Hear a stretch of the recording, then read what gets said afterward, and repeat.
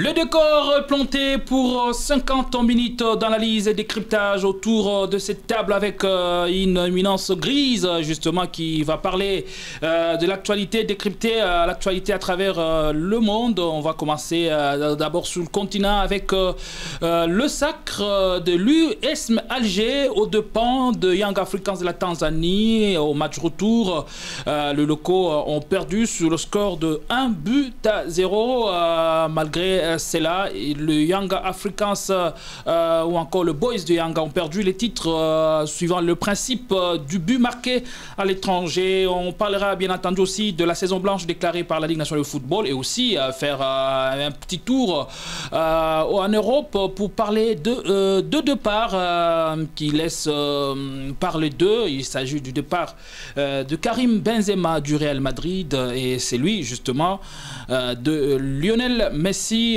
du Paris Saint-Germain. Pour en faire le point avec moi sur ces plateaux, Willy Kabea, l'habitué du club. Bonjour et bienvenue. Merci à tous ceux qui vont nous suivre de partout dans le monde. Merci d'être venu. Merci beaucoup. En face de vous, c'est justement Marcus, on l'appelle Jérémy Eketebi. Merci d'être venu. Merci beaucoup pour l'invitation. C'est un réel plaisir pour moi d'être sur ces plateaux. Et voilà, merci aussi à tous les auditeurs des iWeb Radio qui sont branchés pour suivre cette émission. Alors, on va décrypter et partir rapidement pendant près de 50 minutes. L'actualité reste dominée justement sur le continent par le sacre de l'USM Alger aux dépens de Young Africans de la Tanzanie, battu en finale retour sur le score de 1-0, insuffisant pour donner le titre à Young Africans avec la colonie de Congolais qui joue au sein de cette équipe. Pour vous, c'était quand même prévisible pour Yanga? Bon, pas du tout prévisible, mais déjà à l'instar du match aller, le match aller avait déjà présagé le sacre de l'USM Alger qui a été beaucoup plus réaliste au match aller, qui a été plus déterminé, qui a compris que comme le match est joué, à la fin c'est joué sur 2 matchs, il fallait maximiser la première partie et c'est ce qu'ils ont fait. C'est que Yanga n'a pas pu bien faire au match aller. Il a essayé de corriger, recadrer les tirs au match retour en marquant le but. Bon, désolé pour Djouma Chabani qui a été auteur de ce but-là, mais qui n'a pas été suffisant. Un but contre son cas? Non, le but de penalty de Djouma Chabani au match retour n'a pas été suffisant pour donner le sacre à Young Africans. Mais je crois que c'est de l'apprentissage. Ils ont appris, c'était une première finale pour eux, même s'il y a dans ces rangs des joueurs expérimentés, mais qui, désolé, et aussi les anciens joueurs de votre club qui n'ont pas jusque-là, qui n'avaient jamais réussi à remporter. Ça aurait été une première pour Touissi, qui lui au moins l'avait remporté la saison dernière avec Berkane. Et s'il remportait cette saison avec Young Africa, ça pouvait être une première pour lui. Remporter 2 coupes africaines avec des clubs différents, qui ne sont même pas de son pays d'origine, mais il a raté l'opportunité. Mais je crois que Young Africa avait été plus dans l'euphorie au match aller. Ils n'ont pas pu bien travailler le match aller, alors que l'adversaire avait compris que dans cette stratégie, il faut bien maximiser les sorties. Ils étaient mal partis déjà, encaisser le premier, courir derrière le score, égaliser. Dans l'euphorie de l'égalisation, ils encaissent un second but. À la maison, c'était déjà c'était pas évident avec les Algériens que nous connaissons. Voilà, l'atmosphère du stade, mais également la stratégie maghrébine qui consiste à faire un no-match. Un no-match pendant toute la première mi-temps. C'était plus là, on était là pour défendre tous. Et c'est en second mi-temps que l'USM a essayé de jouer. Je comprends, ça fait partie de l'apprentissage. Je crois que Young Africa doit maintenant travailler pour rester longtemps sur cette lancée. Est-ce que vous parlez aussi comme Willy Kabea, l'inexpérience de joueurs de Young Africans? Oui, l'inexpérience, oui, mais après l'USM Alger a profité, a joué son match, a su mettre les choses en place pour maximiser ses chances. Ils sont venus en Tanzanie, ils ont joué leur match, ils ont marqué des buts, ils ont déjoué les plans du Young African et au match retour, ils ont su gérer. Voilà, et certes, ils ont perdu, mais ils ont su gérer leur match durant toute la rencontre et ils ont remporté les trophées. Voilà. Est-ce qu'à ce stade de la compétition, vous encaissez 2 buts à la maison il faut renverser la tendance tout de suite au match retour. Est-ce que le discours ne devrait pas être, par exemple, celui de remobiliser les troupes, voilà, leur dire voilà, vous pouvez faire quand même la différence malgré le but que vous avez pris à la maison. Ouais, c'est ce qu'ils ont fait, parce que quand ils sont arrivés en Algérie, ils ont joué leur match, ils ont marqué, certes les deuxièmes buts n'est pas venu, et il y a aussi les buts à l'extérieur qui a joué en la faveur du Young African. Je pense que le Young African n'a pas démérité, certes les matchs, la finale s'est jouée en 2 matchs, ils ont perdu à domicile à l'aller, ils ont gagné au match retour, mais voilà, c'était une première pour eux. Espérons qu'ils vont revenir plus fort la saison prochaine ou encore dans les années qui vont suivre. Mais en tout cas, le Young African peut être fier de sa performance, peut être fier de cette compétition. Ils ont atteint la finale et ils ont surpris tout le monde, parce que personne ne voyait le Young African en finale. C'est une équipe qui est en train de... Ils étaient dans le même groupe que TP Mazembe. Les TP Mazembe. Oui, ils ont su créer la surprise. C'est une équipe qui est en train d'être... Ils ont battu les TP Mazembe à l'aller tout comme au retour. Au retour, voilà. C'est une équipe qui est en train d'être construite. Ils ont joué leur football avec de la solidité. Ils ont atteint la finale. Certes, ils n'ont pas remporté. En tout cas, nous devons être fiers de cette équipe et aussi du championnat tanzanien qui est en train de monter en puissance. Il y a des regrets quand même à nourrir. Hein. Oui. Quand déjà vous faites une saison quasi parfaite. Parfaite, oui. Avec justement le fait follet de cette équipe qui n'est autre que le Congolais Fiston Mayele, ouais, qui a marqué 7 buts. C'est qui finit meilleur buteur, je crois. Qui finit meilleur buteur de la Coupe de la Confédération. Quand même, à ce stade-là, déjà, au regard de la saison, il y a des regrets qu'on peut en nourrir. Oui, de regret, parce que déjà arrivé à ce niveau-là, on ne veut plus juste marquer le nom dans le palmarès, juste dire que non, nous avons été à la finale, l'objectif était déjà tout autre. Mais je pense qu'au départ de la compétition, Young African n'était pas donné ni favori et lui-même ne pensait pas jouer le titre. Et c'est arrivé comme ça, l'appétit vient en mangeant, arrivé une fois déjà en quart de finale et en demi, ils se sont dit, oh bon, voilà, ça y est, on peut continuer à rêver. Bon, malheureusement, leur rêve n'est pas arrivé au bout et que l'équipe de Young Africans n'a pas pu comprendre que un match de football c'est juste le petit détail. Je regarde le deuxième but qu'ils encaissent au match retour, c'était un problème d'inattention de la défense. Donc la défense a été vraiment inattentive pour ne pas mieux resserrer les lignes, et pendant qu'ils étaient à la recherche du second but, ils ont été pris de court par la contre-offensive de l'USM Alger. C'est cette situation-là qui met à mal, qui prouve qu'il y a des problèmes de maturité et d'inexpérience, et qu'ils doivent maintenant apprendre de ces erreurs-là, les corriger. Et je crois, s'ils veulent faire mieux, malgré oublier les remords, oublier les regrets, comprendre que ça a été quand même une réussite pour eux, une première pour eux, et que maintenant ils doivent travailler sur la durée, garder la même équipe, renforcer, revoir les failles, voir là où ça n'a pas pu aller, et puis continuer à travailler. C'est d'abord une équipe très solide. Ça n'a pas été aussi évident d'aller battre cette équipe de l'USM Alger à domicile. Quand même, ils l'ont fait. Et ça prouve qu'il y avait de la place. Je vois l'action qui aurait pu amener le deuxième but, c'était encore Fiston Mayele qui était à l'attaque. Malheureusement, il a été repris par la défense. Il leur manquait juste un but. Oui, donc il leur manquait ce but-là. Il était à 2 doigts de le marquer avant la mi-temps. Malheureusement, il a été repris par la défense algérienne. Ça prouve que cette équipe a quand même des arguments à faire valoir sur le continent, et ils doivent maintenant se faire respecter dans l'avenir. Et c'est comme ça que les TP Mazembe ont aussi l'occasion de se faire respecter sur le continent. Et je crois que s'ils aussi travaillent sur cette durée-là, je crois qu'ils peuvent se faire respecter sur le continent africain. Ouais. Avec la réalisation, justement, on va essayer de voir le comportement de certains joueurs congolais, notamment il y a Mayele qui s'est très bien comporté lors de la rencontre aller face à l'USM Alger, avec un but au passage, donc un but somptueux, une reprise de volée qui a été vraiment de toute beauté. Je crois que c'est l'un des meilleurs buts de la compétition. On est en train de le voir. Jérémy, sur quoi est basé le projet, ou encore le nouveau projet, ou le modèle du football tanzanien, justement? Parce que là, on voit, c'est un club qui arrive, à qui on n'a pas donné toute la faveur de pronostic, mais qui arrive quand même à jouer toutes les statistiques et à ses en finale. Voilà, ils sont en train de faire avec les moyens du port. Il y a le sérieux, il y a la concentration, il y a la motivation, l'équipe travaille dur. Les championnats tanzaniens sont en train de monter en puissance. Ils sont d'ailleurs les 5e meilleurs championnats championnat du top 10 africain. Voilà, il y a le sérieux dans cette équipe. Certes, déjà, le championnat congolais est détrôné, n'est plus dans le top 5. Voilà, n'est même plus dans le top 10. Autrefois, la Lina Foot figurait dans le top 5 de meilleur championnat africain. Ouais. C'est pas une surprise. Voilà, c'est dû à la mauvaise gérance. Je pense qu'on va parler de ça tout à l'heure. Regardez les championnats tanzaniens aujourd'hui, les gouvernements mettent des moyens.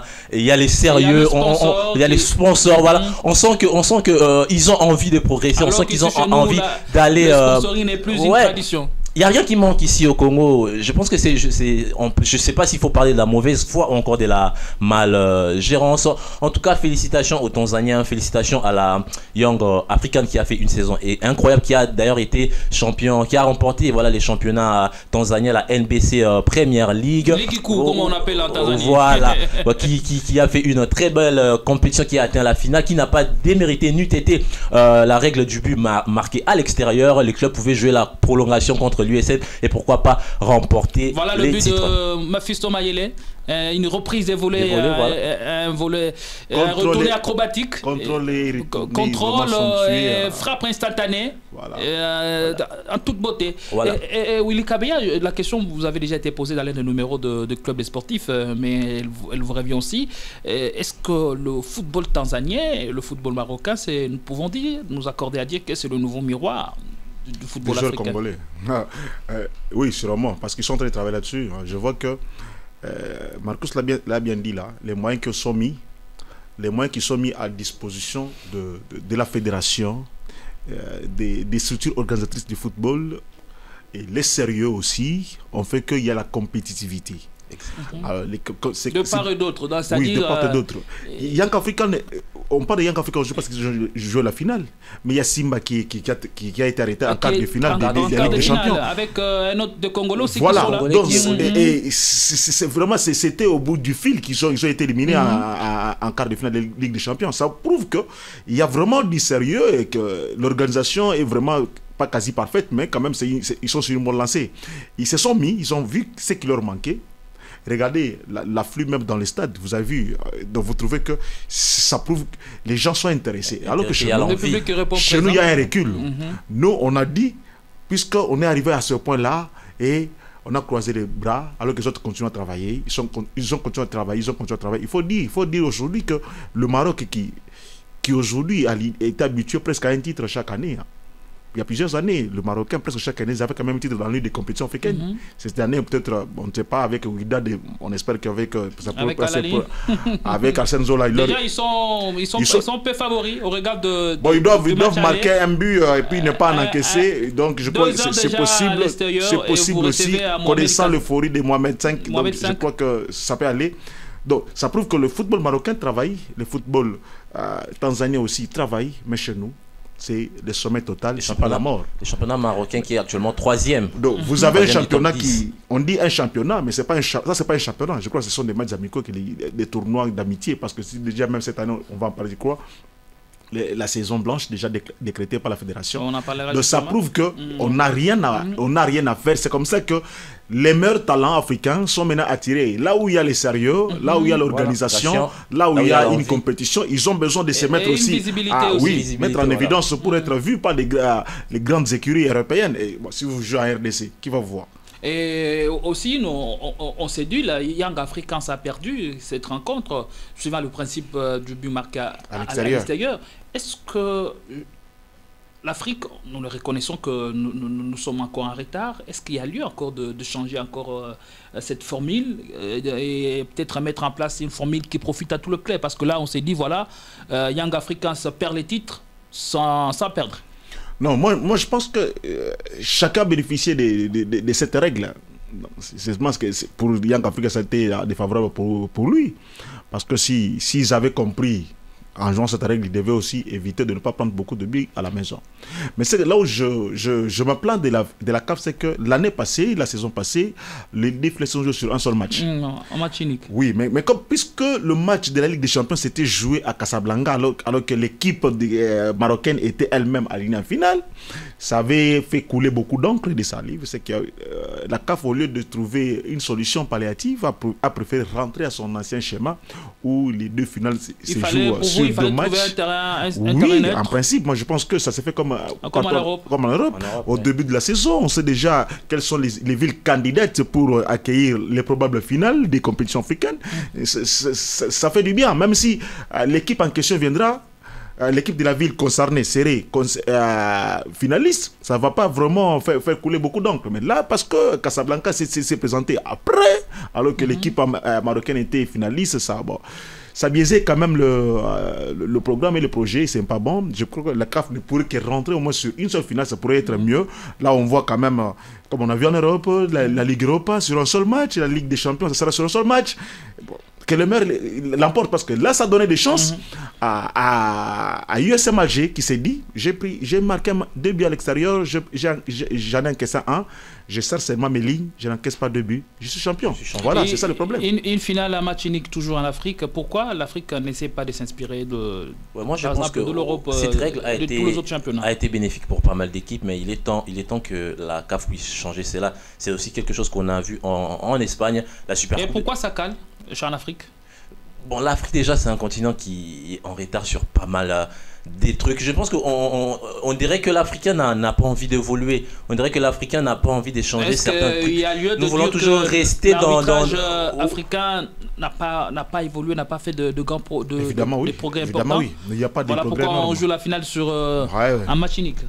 C'est quelque chose qui doit être revu. La Super Coupe d'Espagne, c'est joué en 2 matchs, mais ça a été changé. Aujourd'hui, la Super Coupe d'Espagne se joue en un seul match en Arabie Saoudite chaque année. La finale de la Ligue des Champions africaine ou encore de la Coupe de la Confédération doit se jouer désormais en une finale pour qu'il n'y ait pas de regret, pour que lorsque tu perds réellement, lorsque tu gagnes réellement, parce que les joueurs du Young African doivent avoir des regrets. Actuellement, ils se disent, bon, on a perdu les titres sans perdre. Si cette finale s'était jouée en un seul match, ça aurait été différent et il y aurait eu une autre motivation pour les deux équipes. L'USM AG s'est dit, on a marqué des buts en Tanzanie, c'est chez nous, on ne joue pas, on limite les dégâts, on défend tout au long du match et voilà, on est champion. C'est ce qu'ils se sont dit et c'est ce qu'ils ont fait et ils ont remporté les titres. Ça a été bénéfique pour pas mal de clubs. C'est quelque chose qui a duré, mais avec les nouvelles règles qui sont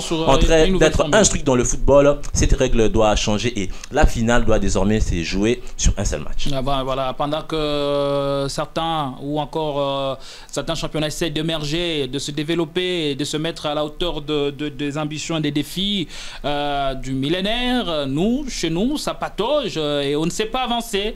Au contraire, on fait ce qu'on appelle du recul. Du recul, tout simplement, ou encore du surplace. Le comité des normalisations de la Fédération de football, l'association de la CAF, vous le savez, depuis la semaine dernière, a déclaré, depuis cette semaine, a déclaré la saison 2022-2023 saison blanche. Eh bien, ces décisions sont contenues dans le procès verbal c'était le samedi dernier, justement, qui annule le championnat de la Linafoot Ligue 1 pour cette même 2022-2023. Justement, pour cette même raison, où en est-on? Vraiment déplorable. D'abord, il faudrait dire que pendant que les autres sont en train de travailler sur l'attraction du football, la promotion, même l'épanouissement de le football, nous, c'est le recul total. C'est même pas du surplace. Parce que c'est même pas du surplace. Non, ça, c'est du jamais vu dans notre football. On se réfère même aux 4 dernière édition, alors que l'une de ces 4 dernières éditions n'était même pas arrivée à son terme. Donc, je ne sais pas, on prend les gens pour qui? Est-ce que... Et qu'est-ce qui a motivé une telle décision? Non, il n'y a pas de motivation sûre. On nous dit que parce qu'il n'y a pas eu de moyens pour terminer le championnat. Est-ce que c'est à peine que la FECOFA s'est rendu compte qu'il n'y a pas eu de moyens pour terminer le championnat? Entre-temps, on annule la Coupe du Congo. Et je t'ai dit une fois ici que le championnat congolais, on cherche à privilégier les grands. Les favoris habituels. Mazembe était en perte de vitesse. Mazembe était à la traîne, déjà à 4e position, à l'arrêt du championnat. Il faudrait dire que Mazembe n'avait qu'un seul match de retard sur Vita, qui était leader. Pourquoi ne pas seulement chercher une formule qui pouvait plaire tout le monde? S'il faudrait arrêter, on pouvait arrêter, mais demander aux autres reprendre peut-être les championnats, le classement de l'édition passée. Mais là, on va nous prendre Mazembe en première position, Vite en première position, et en deuxième, Maniema Union troisième, DSMP quatrième. Voilà, les habitués. Et quelle est la conséquence qu'une telle décision pourrait avoir sur le football? Oui, les conséquences, la première c'est celle-ci, le découragement. Pour ceux-là qui investissent, ceux-là qui ont mis des moyens pendant cette saison, il y a notre football vit des poches de gens. Il y a ces gens-là qui se sont donné de la peine pour investir, mettre beaucoup de moyens pour leurs équipes. Le Popo, par exemple, on a vu le Popo en train d'émerger cette saison. Le Popo visait l'Afrique. Là, le Popo va rester à la maison. On nous dit qu'il y aura la Coupe du Congo. On demande à ces clubs-là de venir jouer. Les clubs disent non, nous avons déjà libéré nos joueurs. On n'a pas le temps de jouer la Coupe du Congo. Après, on annule la Coupe du Congo. On nous sort à notre classement.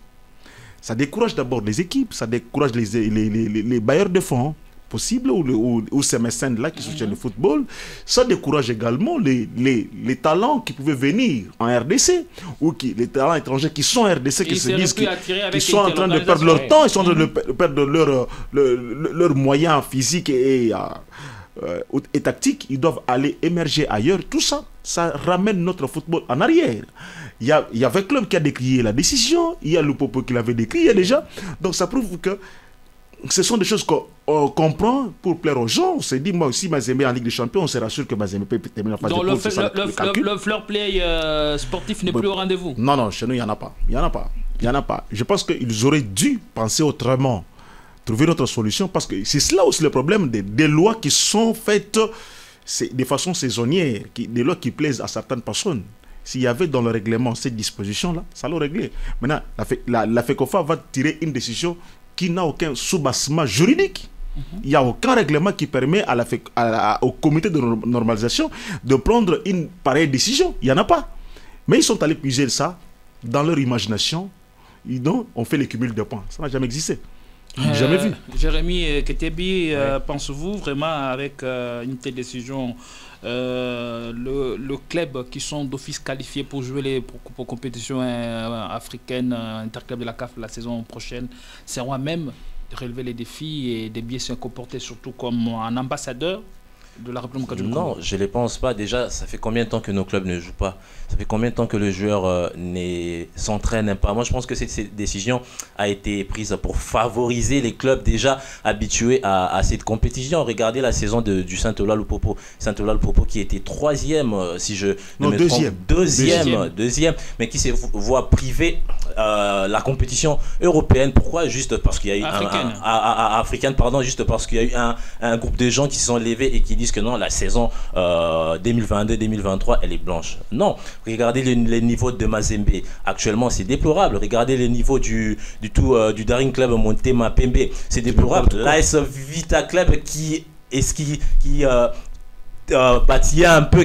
un peu de faire la différence, mais est-ce que l'AS Vita Club a actuellement les niveaux de se révéler face dans l'Afrique ou encore dans les compétitions africaines? Je ne pense pas. Aujourd'hui, je pense que les clubs congolais ont vraiment rétréci. Pourquoi? Parce qu'il n'y a pas de travail. Les joueurs ne s'entraînent pas. Les joueurs sont à la maison. Les matchs ne se jouent pas. Et qu'est-ce que vous voulez attendre de ces clubs qui ne jouent pas? Déjà, les clubs qui ne jouent pas leur championnat. Et qu'est-ce que vous voulez qu'ils fassent dans la Confédération africaine ou encore en Ligue des Champions? On ne doit rien attendre d'eux. On ne va rien attendre des Mazembe, de Vita Club ou encore du Daring Club Motema Pembe. Mais moi je pense que moi je pense que c'est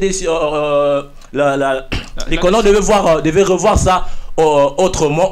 Pourquoi pas donner la chance au Saint-Ola Lupopo qui aurait pu peut-être se révéler en Afrique, comme on a vu avec les Young Africa qui a atteint la finale. Pourquoi pas? On aurait pu peut-être donner la chance à ce club-là. Ça aurait été bénéfique et ça aurait donné une image différente des clubs congolais. Et moi je pense même que si on gardait, on maintenait les classements qui étaient là, même si tout le monde n'avait pas joué le même nombre de matchs, ça ne disposerait personne. Parce que j'ai dit ici que si... Comment on allait prendre une telle décision alors que si tous les clubs pouvaient jouer tout le même nombre de matchs que Vita... Le principe d'équité allait faire défaut. Si tous les autres clubs pouvaient jouer le même nombre de matchs que Vita, aucune équipe n'allait dépasser Vita. Aucune. Même pas Mazembe. Aucune équipe n'allait dépasser Vita. Donc Vita serait toujours en première position. Alors, donc on prend certaines décisions pour regarder si Vita, avec ce qu'il a comme match, même si les autres venaient, ils ne vont pas l'atteindre, on pouvait seulement prendre ce classement-là, ça n'indisposerait personne. Parce qu'aucune de ces équipes-là n'allait le renverser. Mais quand vous déclarez une saison blanche, vous ignorez les efforts fournis par ces équipes. Non, ces équipes qui visaient l'Afrique, les efforts qui sont partis en néant. Les tableaux, justement, les classements se présentent alors de la manière suivante. Le TP Mazembe, qui termine premier, qui va jouer justement la prochaine Ligue des Champions de la CAF en compagnie de l'Association Sportive Victoria Club de Kinshasa, qui est 3e, et suivi du Football Club Maniema Union. DSMP vient en 4e position, rien qu'en prenant le 3 clubs classés qui vont jouer justement les compétitions africaines la saison prochaine. Les clubs dont nous connaissons les dirigeants, est-ce que vous pensez que le cadre du football congolais sont aussi à la base de la stagnation du championnat? Évidemment oui. Ce sont les mêmes cadres qui ont demandé, qui ont refusé la poursuite du championnat. Il faut dire que la Gnafoot avait demandé par les biais de la FECOFA. On connaît les dirigeants de ces trois clubs et les implications dans le milieu sportif. Ce sont eux qui ont les mots d'ordre ou les mots à donner, des injonctions à donner à la Gnafoot, tout comme à la FECOFA. Tout se décide pour eux et en leur faveur. Par eux, rien ne peut se faire sans eux. Donc ce sont ces clubs-là qui ont influencé l'arrêt définitif du championnat. Et si aujourd'hui, tout ce qui arrive aujourd'hui, ça leur profite, Mazembe a été sauvé de justice. Il faut voir les titres dans certains médias internationaux. On dit Mazembe sauvé de justice par les comités de normalisation. C'est pour dire que ça prouve qu'il y a une équipe qui était en difficulté. On a vu que Mazembe cette saison était totalement en difficulté. C'était une équipe qui devait être refondée. Mais là, on va chercher un mécanisme pour la ramener à la Ligue des Champions. Le comité de normalisation passe à côté. Et pour quel intérêt? Mais ce comité est formé d'équipes Congolais. Il y a pas, ce ne sont pas des dieux. Ils sont là juste pour une période et ils doivent faire les choses quand même pour l'image. Ne serait-ce que pour l'image du pays. Les Congolais restent les mêmes, même si on change de typologie. Merci beaucoup. On va passer à une autre thématique cette fois-ci. Bien, on déplore ici sur ce plateau l'arrêt justement définitif du championnat et même la déclaration de la saison blanche de ce championnat. Et bien, on nous reprend un ancien classement qui on fait les cumuls des 4 dernières saisons. Voilà. On s'est dit, on prend le point, celui qui a gagné avait autant de points. Chaque position occupée avait des points et c'est comme ça que Mazembe se retrouve avec 256 points parce que il a gagné 3 des 4 dernières saisons. Il a remporté le titre. Vita qui n'a remporté qu'un seul titre. Donc c'est comme ça a été plus favorable pour Mazembe. Pour Maniema Union qui avait fini presque 3e et 2e pendant les 4 dernières saisons. DSMP qui se retrouve comme ça, qui était presque avant-dernière dans le championnat, voilà, qui se retrouve vraiment directement replacé en 4e position et va jouer et c'est fort possible que DSMP joue la Coupe de Confédération parce qu'il n'y a pas la Coupe du Congo. On suivra de près, vraiment, c'est ce 3 club, même le 4e club, s'il arrive à être repêché pour jouer la Coupe de la Confédération, certainement. Est-ce cette décision du comité de nomination sera préjudiciable pour le club? Eh bien, difficile à répondre pour l'instant, mais on le verra justement dans la suite de temps. On va faire je dirais un transit. On va cette fois-là s'intéresser au football européen avec le départ de quelques joueurs importants. On signale le départ de Lionel Messi, Jérémy Eketebi, vous suivez de près, la Pulga, le néo-champion du monde, il quitte le club parisien. Est-ce que le moment a été bien indiqué pour que la star argentine prenne cette décision, ou encore l'Est Star du Football Club Barcelone? Oui, je pense que Messi a fait son temps au Paris Saint-Germain. Il a joué 2 saisons. Je pense que je l'avais déjà dit l'autre fois ici. Le passage de Lionel Messi au Paris Saint-Germain, c'est un passage de tourisme, tu vois. Messi était venu préparer sa Coupe du Monde, il l'a remporté, il fait ses valises, il s'en va. Paris Saint-Germain était intérêt d'entraînement pour gagner la Coupe du Monde. On peut le dire, parce qu'il y a pas mal de stars qui sont passés au Paris Saint-Germain et dont le départ a été vraiment compliqué.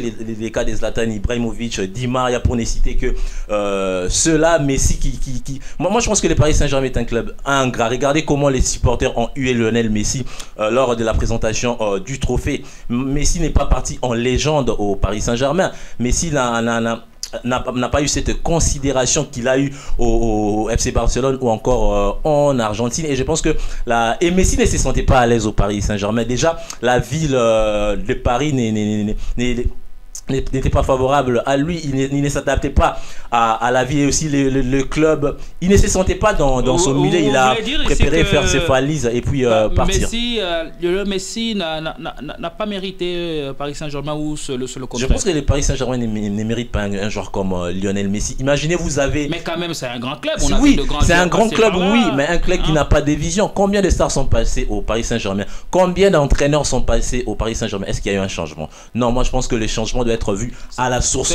L'institution, voilà. On a vu de grands entraîneurs passer au Paris Saint-Germain. Thomas Tuchel qui a même amené le club en finale de la Ligue des Champions. Neymar est venu, Mbappé, on a vu Zlatan, Messi est arrivé. Il n'y a aucun changement. Moi, je pense que le club doit revoir la source, l'institution, pour qu'ils vivent un changement et pour que le Paris Saint-Germain soit compté aujourd'hui au même rang que les Real Madrid, les Bayern Munich ou encore Manchester City. Est-ce que le chèque du Paris Saint-Germain en Ligue des Champions, 2 saisons de suite, expliquerait aussi la décision de Lionel Messi pour partir du club? En quelque sorte, je dirais oui. Parce que la raison pour laquelle Paris avait ouvert ses portes à Messi, il pensait qu'avec Mbappé qu'ils ont déjà, Neymar, l'arrivée de Messi pouvait les ramener à remporter au moins une Ligue des Champions. Bon, ils avaient mal calculé. Je pense qu'il faut dire que Paris Saint-Germain a plus tort que Messi. Parce que Paris Saint-Germain veut remporter la Ligue des Champions, mais avec l'entraîneur? Avec Galtier? Mais non, soyons sérieux. Vous pouvez pas remporter la Ligue des Champions avec Galtier? Jamais. Ça ne pouvait pas arriver. C'était trop rêvé. Mais Real a remporté la Ligue des Champions avec Zidane. Mais Zidane a été adjoint. Attention, il a été adjoint d'Ancelotti quand Ancelotti a remporté la décima. Mais donc, il était déjà dans le rouage, il comprenait déjà le fonctionnement de la Ligue des Champions. Comment les choses s'est passées. Zidane lui-même, en tant que joueur, il a remporté la Ligue des Champions. Mais Galtier, Galtier, même dans sa vie de footballeur ou de joueur, a-t-il déjà goûté à la Ligue des Champions? Non. Donc, c'était déjà un problème, un mauvais casting. On va prendre des messieurs comme ça qui vient, il va diriger quel joueur? Il n'a même pas de même mise sur son vestiaire. Mais non, Messi devait partir. Pourquoi? Parce que, comme il a dit, le climat n'était plus bon entre Messi et les supporters. Pourquoi? Parce que, en venant à Paris, ils ont voulu que Messi joue pour Mbappé. C'était ça l'objectif. Faire jouer Messi pour Mbappé. C'est que Messi ne pouvait pas accepter de jouer. Donc tout ce que vous devez faire plus pour Mbappé. Malgré le nombre de passes décisives offertes à Mbappé, le public français et les médias français ont montré qu'ils ont été ingrats envers Messi. Même quand il donnait le 250e but à Mbappé, on n'a pas regardé la passe, on a regardé le but. Donc c'est pour dire que le climat n'était plus favorable à Messi. En recrutant Messi, je l'ai dit, je reviens à ce que je disais, il pensait qu'il pouvait remporter la Ligue des Champions. Le projet Paris Saint-Germain n'a pas échoué par le simple fait d'associer une pléiade de meilleurs joueurs. Vous avez Mbappé, vous avez Neymar et vous avez aussi Messi qui joue à... Mais c'est ce que j'allais dire. C'est ce que j'allais dire. Déjà, en recrutant, en faisant un mauvais casting de l'entraîneur, ils ont aussi cru que c'est en regroupant les meilleurs que vous allez remporter. Mais le Real de Madrid avec le Galactique n'avait jamais remporté la Ligue des Champions. Justement. Donc, sûrement, c'est que ce ne sont pas des... Oui, c'est ça. Ce ne sont pas des stars qui vont remporter le titre. Plutôt, c'est une équipe qui est forte et dynamique. Remarquez aujourd'hui. Vous voulez dire que le modèle ou le projet Paris Saint-Germain a complètement échoué, il faudra les reconsidérer? Il faut les reconsidérer. C'est pourquoi il parle de l'institution. Il faut déjà que le dirigeant ou le président, M. Araifi, doit comprendre que son calcul est mauvais, il est biaisé. Il ne peut pas diriger le football comme ça. Vous amenez des stars, que l'entraîneur ne sait pas de contrôler, ne sait pas de diriger. Donc, Galtier avait des difficultés pour diriger Mbappé. Les mêmes difficultés qu'avait Pochettino avec Messi, c'est ce que lui aussi Galtier avait. Galtier avait des difficultés pour diriger Mbappé, diriger Messi, diriger Neymar. Cette difficulté-là les a mis plus en déphasage de leurs objectifs. Donc, il faudrait que vous ayez un entraîneur qui soit à la fois entraîneur et manager, comme les Guardiola, comme Sir Alex Ferguson, comme Ferguson, comme Guardiola, comme... Donc c'est lui seul qui décide qui peut venir au club, pour quelle raison, pour quel profil, qu'est-ce qu'il va apporter. C'est comme ça. Ce n'est pas un entraîneur à qui vous amenez une équipe que vous avez tissée dans votre tiroir, dans vos bureaux. Vous venez vous donner un entraîneur sur le terrain, mais il ne va rien faire. Il ne va rien faire. C'est ça la difficulté. Voilà, Messi s'en va, Neymar, Mbappé, il reste. Est-ce que vous le voyez encore pour longtemps et pour peut-être essayer de donner un titre au moins, un titre oui, espérons bien déjà avec continental au Paris Saint-Germain. Avec le départ de Galtier qui, je pense que n'entraînera pas les Paris Saint-Germain la saison prochaine. Non, il est déjà annoncé. Il est déjà annoncé, oui. Espérons que l'entraîneur qui viendra changera les choses. Moi, je pense que les leaders dans les vestiaires doivent être l'entraîneur. Aujourd'hui, quand on regarde les PSG, on voit clairement que les leaders, c'est Mbappé. C'est Mbappé qui prend des décisions. C'est Mbappé qui décide qui va faire quoi. Et je pense qu'il n'y a pas du dynamisme au Paris Saint-Germain. Espérons que cette chose va changer la saison prochaine. Espérons qu'il y aura une autre vision. Espérons que l'équipe sera soudée. Espérons que tous les joueurs joueront pour un seul objectif, la Ligue des Champions. Et espérons aussi que Neymar va revenir en force, jouera vraiment son football, c'est le football qu'on a connu au FC Barcelone ou encore au Brésil. Si l'équipe est soudée, si l'entraîneur qui viendra ramènera de joueurs solides, de bons joueurs qui vont s'associer avec les joueurs qui sont déjà au Paris Saint-Germain, on verra un nouveau visage de ces clubs de Paris Saint-Germain qui pourra peut-être rivaliser pour la Ligue des Champions la saison prochaine. Pour le moment, aucun club ne s'est pas encore présenté pour peut-être solliciter les services. J'allais ajouter rapidement, J'allais ajouter un élément. Il faut dire que je ne vois pas le Paris Saint-Germain remporter la Ligue des Champions avec Mbappé et Neymar. Pourquoi? Parce que les deux ne sont pas en odeur de sainteté. Mbappé et Neymar, c'est les chiens et les chats. Ok, voilà. Et pour Messi, aucun club ne s'est pas encore présenté. Il y a les Barça. Il y a les Barça, mais les discussions sont encore en cours. On ne sait pas. Mais ses préférences, c'est plus pour l'Arabie Saoudite. On ne sait pas justement si les discussions. Est-ce que les Barça vont mettre le moyen pour faire revenir Messi entre les deux parties? Mais pour un autre joueur, il est libre. Il peut qui se présente déjà. Il s'agit de Al Ittihad qui, bien sûr, va enrôler dans son effectif l'ancienne, si on peut dire comme ça, l'ancienne star du Real Madrid, à l'occurrence de Karim Benzema.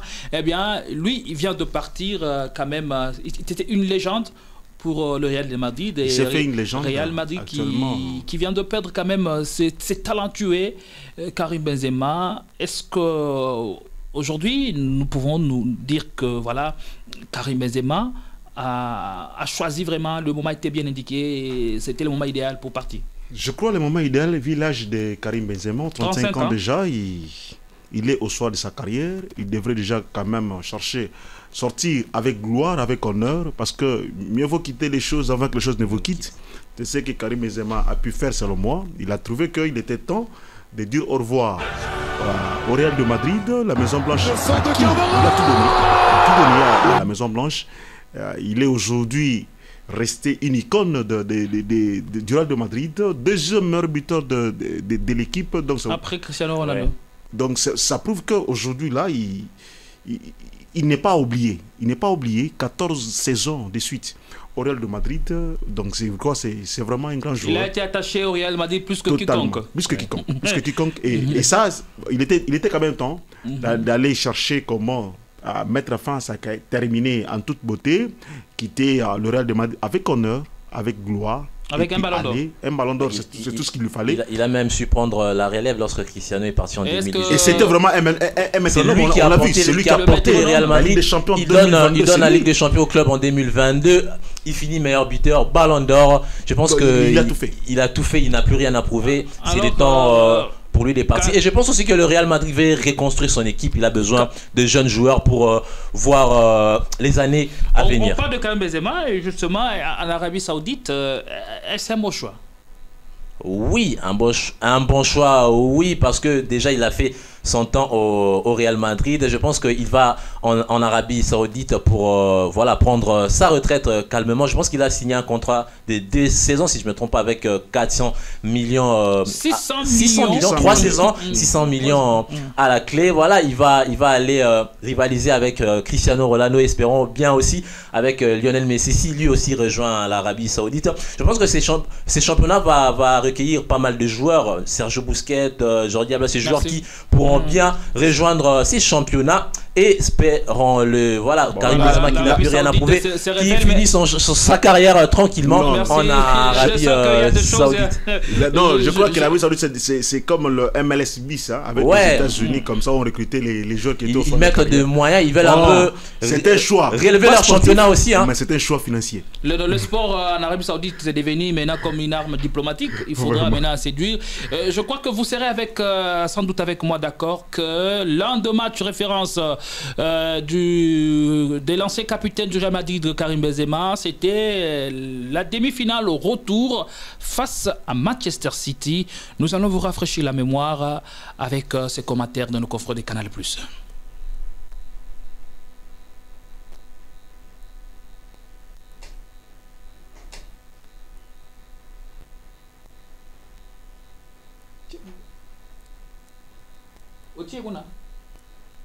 Ah ouais, ils ont les gâtés. Ok.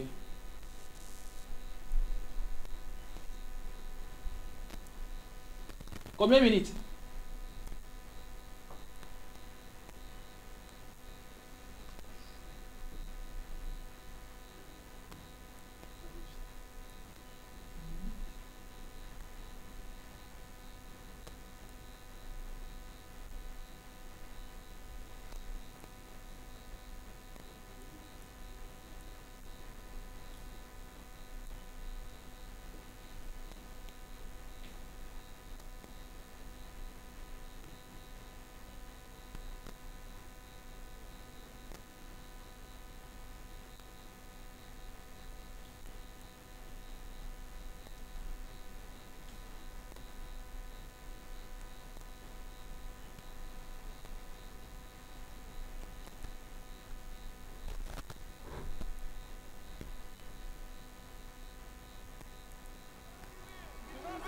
Je vous dis Karim Benzema, et il est là, encore là dans ce match.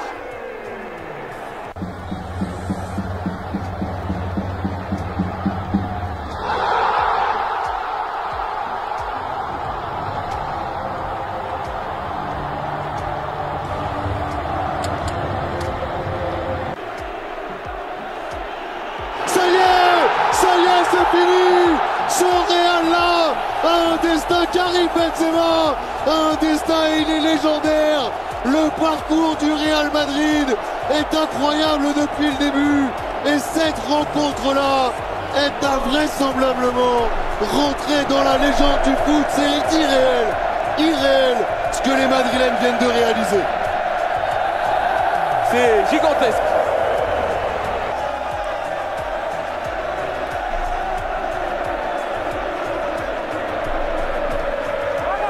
C'est incroyable, tu rêves d'être dans des clubs comme ça. Voilà, vous serez d'accord avec moi que c'est l'un des matchs référence du français Karim Benzema avec le Real Madrid? Évidemment, c'est le match référence, le match phare où le Real est sorti de nulle part. Le Real était presque... On voit encore le commentateur de nos confrères de Canal+. Il ne sait pas toujours quelque chose presque au bord du précipice. Le Real qui était presque enterré.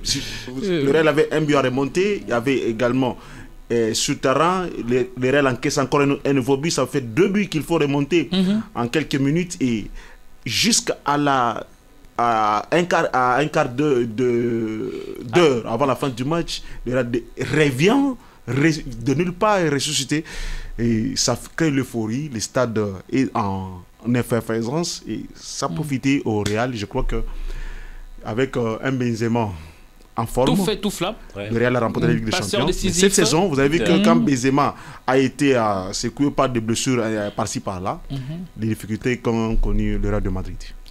D'accord avec moi que c'est l'un des matchs référence du Français. C'est un match référence, un match qui restera à jamais dans les annales de la Ligue des Champions. Les Real qui revient dès nulle part, les Real qui est mené et qui doit marquer des buts pour espérer une prolongation. Et dès nulle part, on voit une passe de Benzema, il donne à Rodrigo. Et là, le commentateur s'exalte et dit que ce club est différent. Ce club est différent, voilà. Tant que le match n'est pas fini, il ne faut jamais enterrer le Real Madrid. Et en prolongation, Benzema, il marque.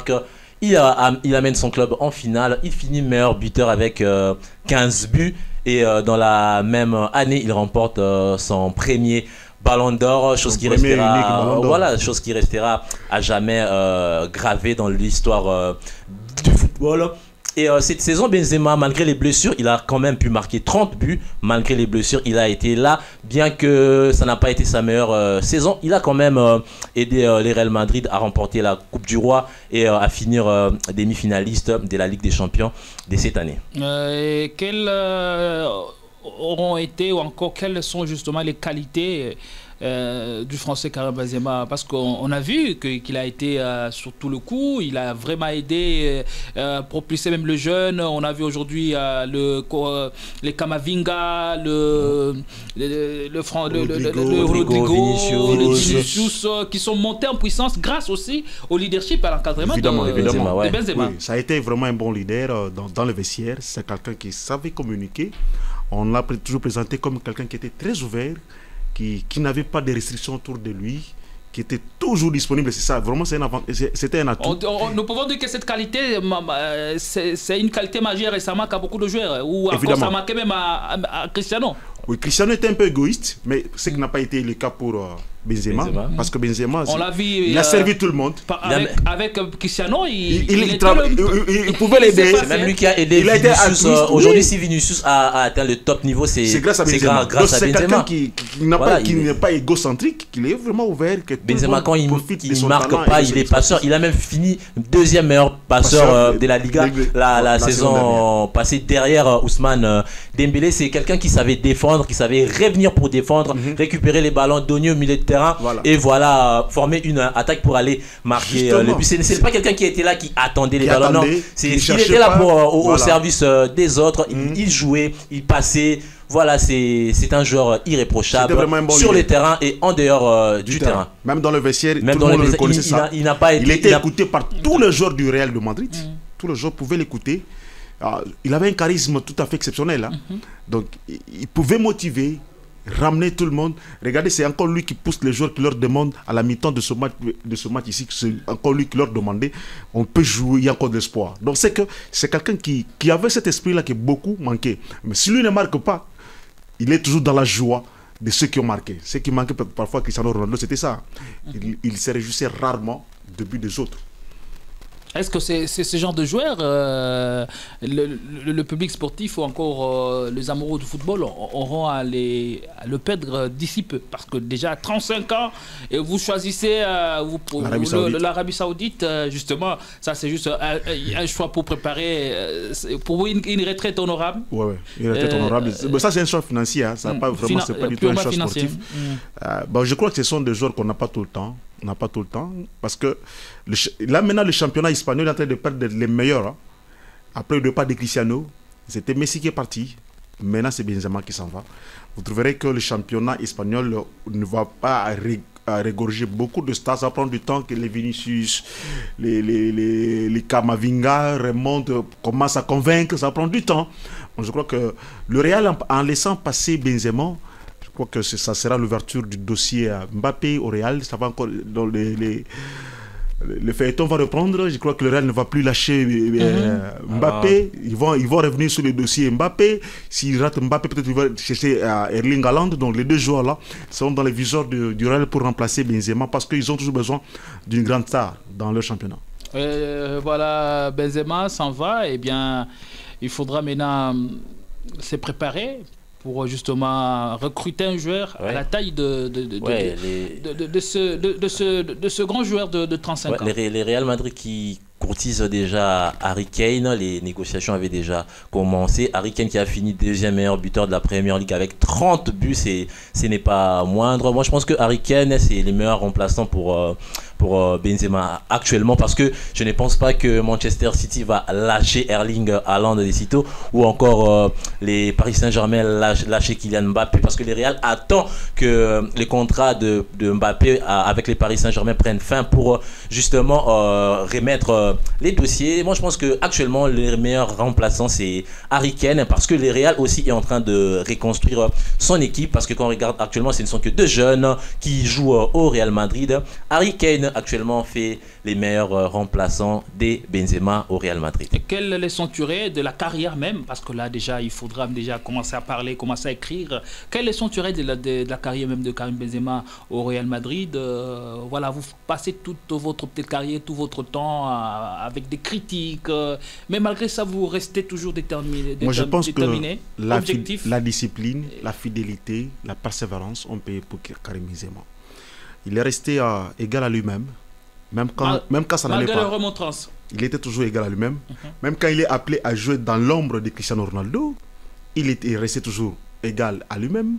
Après le départ de Cristiano, on lui confie la charge de l'équipe. Il accepte volontiers. Et donc, ce sont des joueurs comme ça qu'on manque beaucoup. Dans la plupart des cas, les joueurs, quand ils sont au top de leur art, ils sont cotisés par l'extérieur. Je donne l'exemple de Neymar. Neymar qui est en train de monter. Est-ce que son éducation a été aussi pour beaucoup dans sa carrière? Évidemment, parce qu'on dit, on rappelle ici, oui. il est issu d'une famille musulmane. Oui. Hein, voilà. Oui, ça a été pour beaucoup. Mais pourquoi je voulais illustrer avec le cas de Neymar? Neymar, en 2015, il remporte la Ligue des Champions avec le Barça. Tout le monde le voit comme étant le futur Ballon d'Or. Neymar est courtisé par le Paris Saint-Germain. Il accepte pratiquement, il s'en va. Alors que Benzema, quand il remporte la 14e Ligue des Champions avec le Real, ou même la 13e déjà, il y a déjà des clubs qui, en coulisses, cherchaient Benzema. Benzema refuse et reste fidèle au Real de Madrid. Donc cette fidélité-là, ce n'est pas donné à tous les joueurs.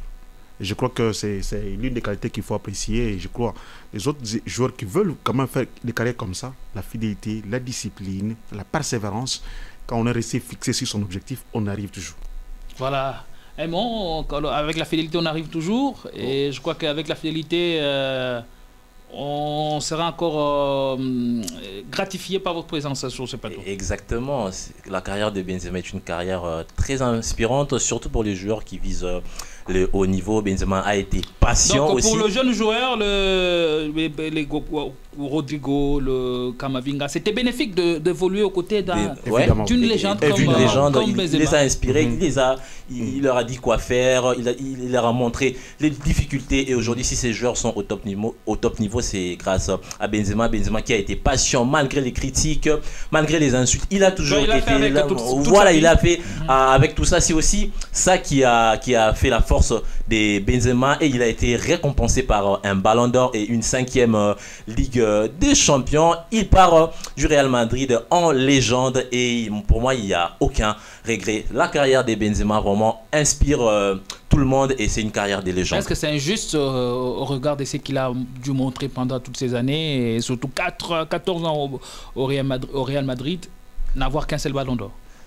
Non, ce n'est pas injuste. Il faut aussi se dire que dans cette époque, il y a eu pas mal de joueurs qui ont été au top niveau. Il y a eu Cristiano, il y a eu Messi qui ont colonisé le football pendant 10 ans. Après Cristiano et Messi, il y a eu Modric qui a fait une saison incroyable en 2018. Moi, je pense que c'était une question de temps. Voilà, ça a souri à Benzema. Il a remporté un Ballon d'Or incontestable et incontesté vu à 35 ans. Ouais. En 14 saisons au Real de Madrid, il y a 12 ballons d'or remportés par Messi et Cristiano. Voilà. Il y a Modric et Benzema qui ont fait exception.